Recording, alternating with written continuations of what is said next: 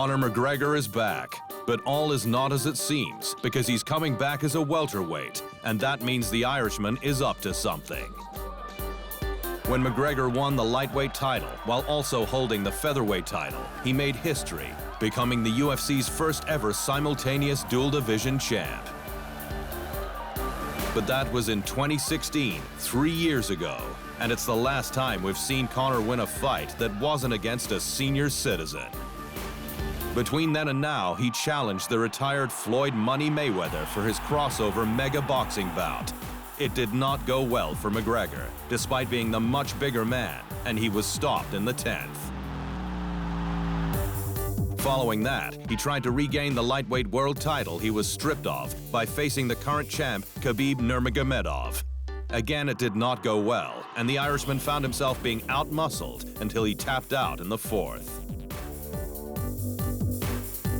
Size clearly hasn't worked in his favor, so why re-enter the mix at welterweight, 7 kilos heavier than where he was the last time he won a professional fight against a naturally much larger man?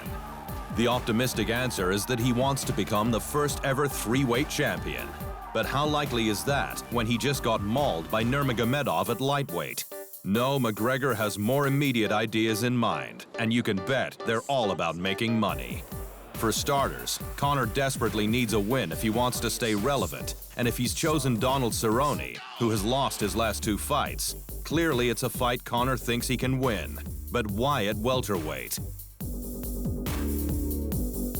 Famously, McGregor fought Nate Diaz twice at welterweight in the main event of 2 of the most lucrative events in UFC history.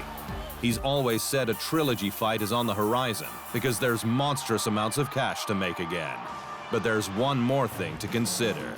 There's a brand new sexy strap in town called the BMF, which just made Jorge Masvidal an absolute fortune, despite this title not being a real thing. And it's not. So with Conor's love of fortunes, here's what he could be up to in 2020, so long as everything goes to the hypothetical plan. First, he beats Donald Cerrone in January, which could be a very difficult fight despite what he might think. Cerrone is far bigger, more experienced, and with 17 submission wins, he has a lethal ground game. And we all know how much Conor hates the ground. After that, he goes after Masvidal and the BMF title in a huge June or July pay-per-view that he'll sell as his chance to becoming the first 3-belt champ. Like Conor, Masvidal loves the Benjamins and hates the mat, so he'll say yes, and it'll be a stand-up war for the ages. And a win there sets up a December showdown with Nate Diaz for the trilogy fight, with the BMF title on the line.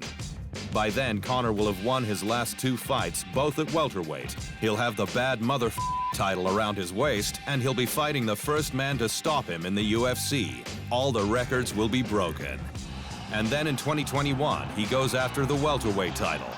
But seriously, everything has to go right for a guy who hasn't won a UFC fight in 3 years.